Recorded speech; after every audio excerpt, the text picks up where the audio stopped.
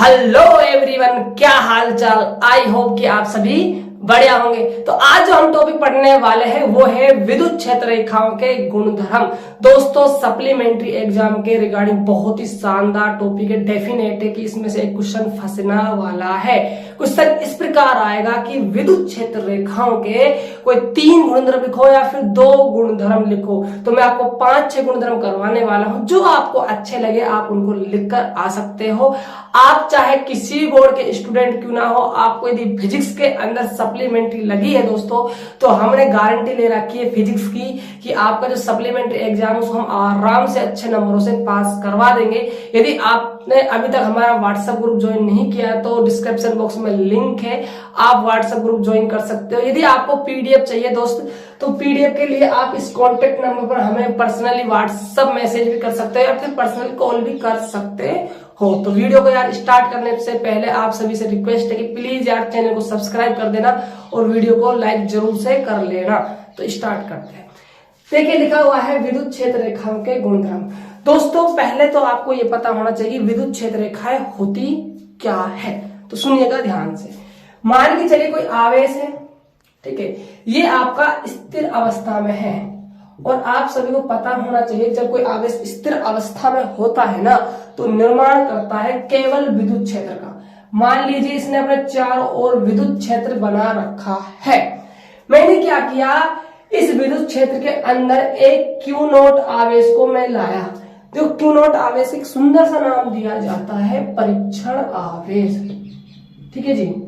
तो हमें इस परीक्षण आवेश को कहां लाना है, विद्युत क्षेत्र के अंदर लाना है।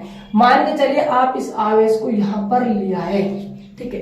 परीक्षण आवेश आपका हमेशा होगा धनात्मक। इसके पीछे कोई खास लॉजिक नहीं है। धनात्मक क्यों होता है, क्योंकि हम अपनी तरफ से मान रहे हैं चीजों को, इसलिए हम प्लस ही मानकर चलते हैं।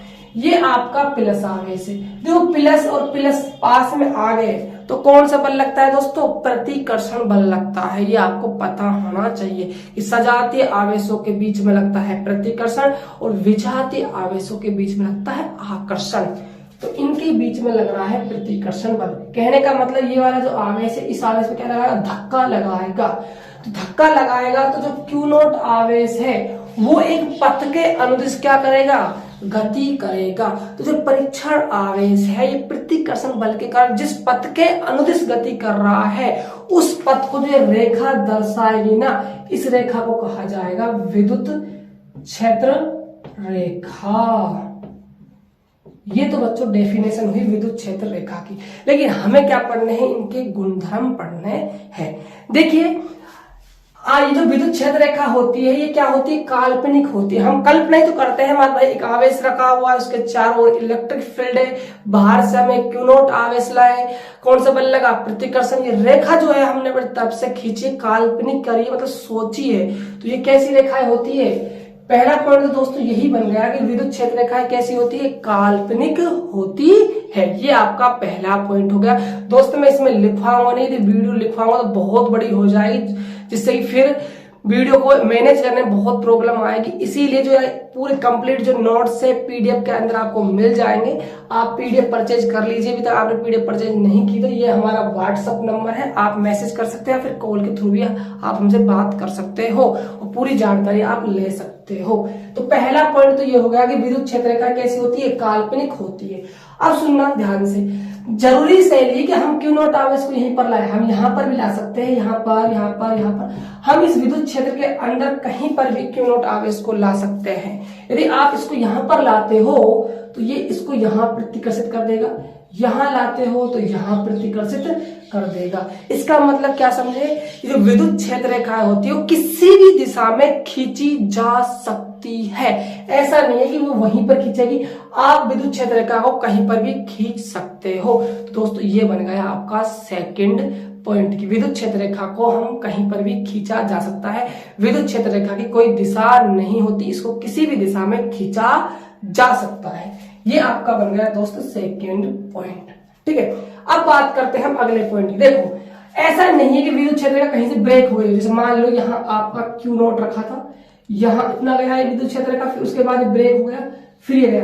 यदि ये ब्रेक हो गया इसका मतलब क्या है दोस्त, यहाँ पर विद्युत क्षेत्र नहीं, भाई विद्युत क्षेत्र रेखा कहाँ बनती है? जहां पर विद्युत क्षेत्र होता है। इसका मतलब यहाँ विद्युत क्षेत्र नहीं, अरे यहाँ विद्युत क्षेत्र नहीं होता, ये पूरा विद्युत क्षेत्र कैसे बन जाता? इसका मतलब विद्युत क्षेत्र रेखाएं कंटिन्यूअस होती है, सतत होती है। तो ये आपका तीसरा गुणधर्म हो जाएगा। और जो पहला काल्पनिक होती है, दूसरा किसी भी दिशा में खींचा जा सकता है, और तीसरा ये सतत होती है। अगला सुनना बच्चों ध्यान से, काफी ज्यादा इंपोर्टेंट है एग्जाम की दृष्टि से। डेफिनेटली क्वेश्चन यहां से दोस्त फंसने वाला है, सुनिएगा ध्यान से। चौथा जो पॉइंट, इस पर आप स्टार लगाकर जरूर रखना। देखो, एक तो आपका है धनावेश प्लस का क्यों आवेश, एक है आपका माइनस का क्यों आवेश। ठीक है, अब देखो प्लस आवेश है या माइनस आवेश, आवेश है तो विद्युत क्षेत्र बनेगा, विद्युत क्षेत्र बनेगा तो क्या बनेगी? विद्युत क्षेत्र रेखाएं बनेगी। अब सुनिएगा ध्यान से, याद रखना जो प्लस आवेश होता है उसके कारण विद्युत क्षेत्र रेखा निकलकर कहां की ओर जाती है? अनंत की ओर जाती है। जैसे कि इससे विद्युत क्षेत्र रेखा निकली तो ये इससे निकलेगी और कहां ट्रेवल करेगी? ये आपकी अनंत की ओर जाएगी। ऐसे इससे निकली कहां जाएगी? अनंत की ओर। इससे निकली कहां जाएगी? अनंत की ओर। इससे निकली कहां जाएगी? अनंत की ओर। निकली कहां जाएगी? अनंत की ओर, अनंत की ओर, अनंत की ओर, और ये भी आपकी अनंत की ओर। तो बच्चों एकल धनावेश के कारण विद्युत क्षेत्र रेखाएं धनावेश से निकलकर अनंत की ओर जाती है। ये बात आप ध्यान रखना। एग्जाम में क्वेश्चन ऐसे आएगा कि एकल धनावेश के कारण विद्युत क्षेत्र रेखाएं खींचिए, तो फिर आपको ये डायग्राम वहां पर बनाकर आना है। यदि एकल ऋणावेश कह दे तो उसके लिए हम देखने वाले हैं। देखो उल्टा है जैसे इसका, प्लस से निकलती है अनंत पर जाती है। इसमें क्या होता है? अनंत से आती है और माइनस में प्रवेश करती है। ये देखो प्रवेश कर गई, ऐसे ऐसे ऐसे, ठीक है, ऐसे ऐसे, ये भाई साहब ऐसे और ये भाई साहब ऐसे। तो याद रखना ऋणावेश के लिए जो विद्युत क्षेत्र रेखाएं होती है वो अनंत से आकर ऋणावेश में प्रवेश करती है। ये तो हमने एकल धनावेश और एकल ऋणावेश के कारण विद्युत क्षेत्र रेखाएं खींची। तो बच्चों पॉइंट हो गया आपके पास 5 विद्युत क्षेत्र रेखाओं के गुणधर्म। अगला पॉइंट समझिए आप ध्यान से, रब कर रहा हूं मैं ना, ये सारी चीजें आपको पीडीएफ में मिल जाएगी दोस्तों। आप फटाफट से पीडीएफ के लिए हमसे कांटेक्ट कर लीजिए, ठीक है। अब देखो ध्यान से अगला पॉइंट छठा, देखो दो विद्युत क्षेत्र रेखाएं कभी भी एक दूसरे को प्रतिच्छेद नहीं करती है। क्वेश्चन बहुत शानदार है। आप कहोगे क्यों सर जी क्यों नहीं करेगी प्रतिच्छेद? तो सुनिएगा ध्यान से। पॉइंट ये है हमारा कि विद्युत क्षेत्र रेखाएं कभी भी एक दूसरे को प्रतिच्छेद नहीं करती है, क्योंकि कटान बिंदु पर विद्युत क्षेत्र रेखाओं की 2 दिशाएं हो जाएगी, जो कि संभव नहीं है। जैसे कि सुनो ध्यान से, एक विद्युत क्षेत्र रेखा ये है, एक विद्युत क्षेत्र रेखा ये है, आपस में इन्होंने क्या कर लिया? यहां कट कर लिया। ये इनका क्या है भैया? कटान बिंदु है। क्या है? कटान, ठीक है। हमें इस बिंदु पर विद्युत क्षेत्र की दिशा देखनी है, ठीक है। एक आपकी रेखा ये है, दूसरी रेखा ये है। अब देखो आप यदि इस रेखा के अकॉर्डिंग इस बिंदु पर विद्युत क्षेत्र की दिशा निकालोगे तो दिशा आने वाली है इस डायरेक्शन में। ये आपका हो जाएगा ई वेक्टर, ठीक है। विद्युत क्षेत्र को ई से प्रेजेंट करते हैं, ठीक है। यदि आप इस वाली रेखा का अनुदिश देखोगे इस बिंदु विद्युत क्षेत्र की दिशा, तो ये हो जाएगी इधर। भाई साहब तो एक इधर हो गई, एक इधर हो गई। और जो विद्युत क्षेत्र है ना वो सदिश राशि है दोस्तों, और सदिश राशि है तो 2 दिशाएं तो संभव हो ही नहीं सकती एक बिंदु के लिए। कितनी होगी? सिर्फ एक ही होगी। और यहाँ कितनी हो गई? 2। यही पॉइंट बनता है कि विद्युत क्षेत्र रेखाएं कभी भी एक दूसरे को नहीं काटती, क्योंकि कटान बिंदु पर विद्युत क्षेत्र की 2 दिशाएं हो जाएगी, जो कि संभव नहीं है। तो दोस्तों ये थे हमारे पास 6 पॉइंट विद्युत क्षेत्र रेखाओं के गुणधर्म के।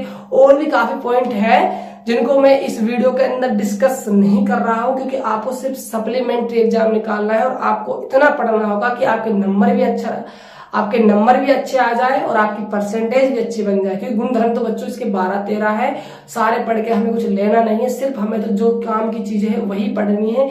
दोस्तों हमें सप्लीमेंट्री निकालना है बेस्ट, और अच्छे नंबर से निकालना है। कि पूरा सिलेबस यदि आप कवर करने की सोच रहे हो तो कवर तो आप कर सकते हो, लेकिन चीजों को आप फिर भूल जाओगे दोस्तों।